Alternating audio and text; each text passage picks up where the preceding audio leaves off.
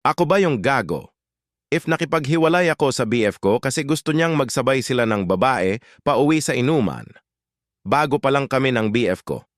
Then ito na nga one time, magkasama kami ng BF ko. May nakwento siya sa akin na may katrabaho daw siya na babae, let's call her Chloe, na nagpapahintay daw sa kanya sa pag-out kasi gusto nito na sabay daw sila uuwi. Nung nakwento niya yon, pinalagpas ko lang sa sinabi din ni BF na di niya naman hinintay yon kasi uwing-uwi na siya itong si BF.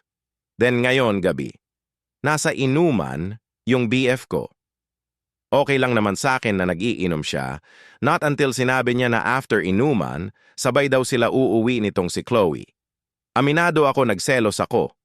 Kasi parang di ako comfy doon sa girl talaga lalo na nag-i-insist siya sa BF ko na sabay sila umuwi. Tas ngayon sabay pa sila uuwi galing inuman. Nagalit ako nung sinabi yan ng BF ko, nag-away kami. Shinut down niya ako, as in di na siya nagparandam buong gabi.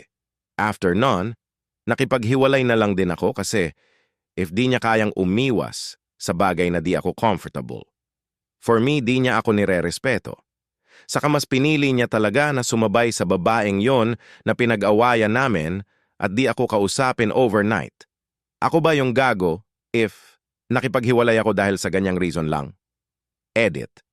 Kinabukasan ng tanghali, kinausap niya ako through chat saying na grabe naman daw ako, isang beses lang naman daw yon. Di daw sila nagsabay umuwi, ayan ang sabi niya. Pero noon, kinukwento niya din sa akin na nilalandi din talaga siya ng girl sa work. Inas ko mga ka-work niya, medyo madikit din pala talaga tong si girl sa mga lalaki kahit may BF. Kwento pa ng iba, wild daw itong si girl. Nung nag-usap kami, sabi ko, aware ka naman na nilalandi ka eh. Bakit ayaw mo umiwas? Di niya ako masagot noon. Kaya ayon, sabi ko, hahayaan ko na siya. Ayun na din last usap namin. Ako ba yung gago kasi di ako naniniwala na na-SA'd yung ex ko and nakipag-break ako kaagad sa kanya?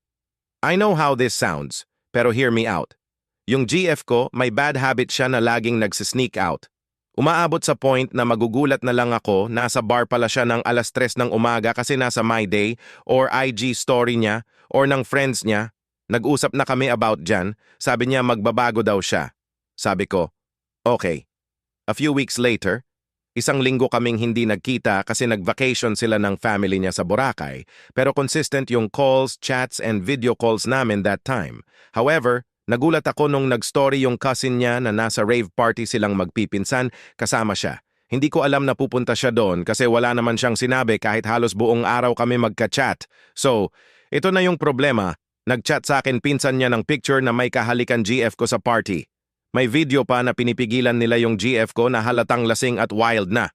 Halatang lasing din yung lalaki kasi he was slurring his words and mukhang wasted talaga.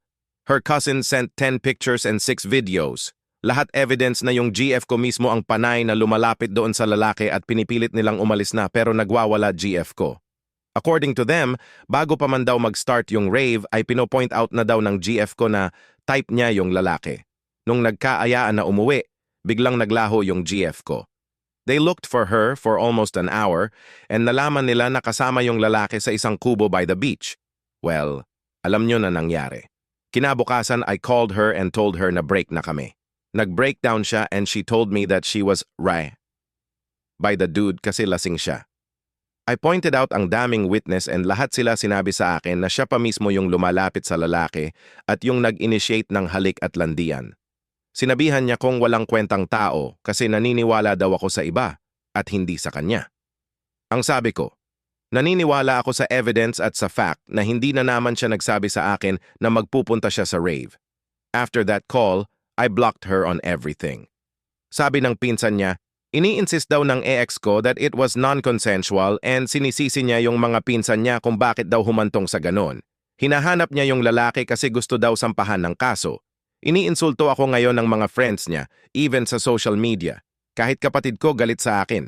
Pero yung family niya, sorry nang sorry sa akin. So, ako ba yung gago na hindi ako naniniwalang na siya at nakipag-break agad ako sa kanya? Ako ba yung gago that I stopped lending my room sa kapatid ko with his GF? Basically, my brother is always borrowing my room para dun sila matulog ng GF niya. Dati kasi, Paminsan-minsan lang like 1 to 2 times a week lang and ako naman nag-a-adjust like I'm asleep dun sa bedroom ng lola ko. And sometimes, gigisingin ako ng brother ko in the middle of the night like 11 p.m. Sometimes midnight, para lang hiramin nila kwarto ko. And pinapahiram ko naman of course. But recently, like 2 months ago, parang napapansin ko yung girl is slowly moving in na here. Doon na nag-start yung madalas na siya natutulog dito. Like everyday na.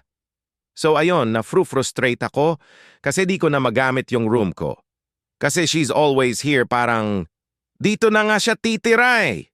Tapos not to mention, pag aalis sila, they'll always leave the room dirty and super kalat. Sometimes they'll clean it naman. And sasabihin pa sa akin ng brother ko, oh, nilinis na namin kwarto mo. As if they're doing me a favor. Pero kanina, nung umuwi na yung girl back to her place, finally, after months of sleeping here, and of course, babalik pa yon bukas, I asked my brother na if I can borrow my room na. And he started getting annoyed and started insulting me na, ano ba mapapala mo pag kinuha mo tong kwarto na to? Palagi ka kasi nga sa kwarto kaya wala kang mararating sa buhay. And so ayun, I told him na umalis na siya sa kwarto ko and never ko na siya pahihiramin ulit. Ako ba yung gago na di ko na sila pahihiramin ng kwarto? Ako ba yung gago? Kasi sinagot ko yung toxic kong tita, A, 21F, is a second-year college eduk student. Kami na lang ng mama ko at bunsong kapatid kasi kakamatay lang ng father ko last year. Today, biglang pumunta yung auntie ko sa bahay namin na walang pasabi. Ever since my dad died, basta na lang sila napasok sa bahay namin na walang paalam. Anyway, kanina bigla na lang siya pumunta unannounced, tas konting chika sa mother ko. Akala niya siguro wala ako sa bahay, kaya ang lakas niya ako i-backstab. Sabi niya pa sa mama ko, yan si ako pahintuin mo na sa pag-aaral yan, wala yang mapapala dapat magtrabaho na lang siya. Sinagot siya ni mama, scholar na yan ba't ko ipa-drop out? Tas reply niya ulit, sa susunod niya pa makukuha. Yan, dapat dyan pahintuin na lang talaga sa pag-aaral at magtrabaho na lang. So ayon nainis ako sa narinig kasi napakapakialamera. First of all, hindi naman siya nagpapakain sa akin. Wala nga siyang naibigay na piso sa akin. Sa inis ko, sinagot ko siya, huwag niyong pakialaman buhay ko. Nag-aaral ako ng matino dito, kaya dapat wala kayong pake. Pakialaman niyo buhay niyo. Sawang-sawa na ako makarinig sa inyo ng ganyan. For context. Kasi, hindi lang isang beses niya sinabi yan about sa akin. Nagkataon. Andun ako nung sinabi niya. Sa sagot ko sa kanya sobra siyang nagalit, me. Haha. Para siyang hindi makahinga na scholar ako at may mare-receive sa June. Sinabihan niya pa akong walang kwenta. At tamad daw. Ako nga halos nagakilos dito sa bahay. BCOS, my mom is working. Ang satisfying kasi nasagot ko siya. Ilang beses niya na kasi akong na-talk shit patalikod. At ngayon ko lang talaga siya nasagot. Sobrang galit niya sa akin kanina, ha ha ha. Di ko din talaga alam bakit pressed na pressed siya sa pag-aaral ko wala nga siya ambag. Ako ba yung gago na sinagot-sagot ko yung tita ko imbes na dapat na nahimik na lang? Ako ba yung gago kung kakampihan ko yung gusto ng 6 years old daughter ko kesa gusto ng asawa ko? Kailangan ko 38F ng tulong dahil di gumagana ng maayos utak ko, lalo na ngayong hindi na ko nakakatulog ng maayos dahil sa work and family. Ako ba yung gago kung pinagtatanggol ko ang anak, 6F, ko sa asawa? 44EM ko? Nakatira kami sa maliit lang na bahay, isa lang ang kwarto, isa lang ang banyo. Nag-i-insist ang asawa ko na normalize daw na okay lang na makita niya ang anak namin na nagbibihis, na okay lang na siya ang magpaligo. Pero ayaw ng anak namin. Kaninang umaga binibihisan ko ang anak namin para sa school, walang katok o anuman. Pumasok na lang bigla ang asawa ko sa kwarto, nakahubad pa anak namin. Umiyak siya. Tumagal pa lalo ang araw. Ang side ni Mr. inormalize daw. Kasi part ng parenting daw na both parents involved. Ayaw niya makuha opinion ng iba kesyo outsiders daw sila. Hinala ko may sayad asawa ko. Ngayon, gago ba ako? Tama ba siya at ako ba ang mali? Nasa tamang sab ako para sa kwentong ito. Ako ba yung gago kung ayaw kong i-shoulder ang tutuluyan ng kamag-anak ng tatay ng anak ko? My daughter is now turning 1 and sabay na rin ang binyag para tipid and para minus na ang stress sa pagplan ng party. So eto na nga, dahil nagka-canvas ako ng mga gastusin, inas ko ex-partner ko, yes, hiwalay na kami, kung ilan ba a-attend sa side niya na mga ninong at kung pupunta ba fam niya. So nagbigay siya sa akin ng list na 15 packs ang i-invite niya. My ex-partner's fam and friends na magiging ninong ng anak ko is like 8 oras away from us. So matik need nila matutuluyan kasi may matanda and bata silang kasama. Ako naman since di naman talaga sila taga dito naghanap ako tutuluyan nila. I found a place na bed and breakfast type siya and good for 15 packs. 10,500 na. Not bad, di ba?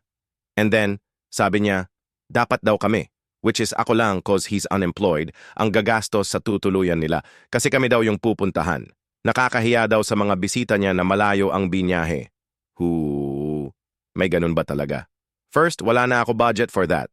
Venue, photographer, catering, damit ng anak ko, cake pa. Ako lahat. Ang gagawin lang pala nila doon? Kakain lang? Ano ba sila royal fam?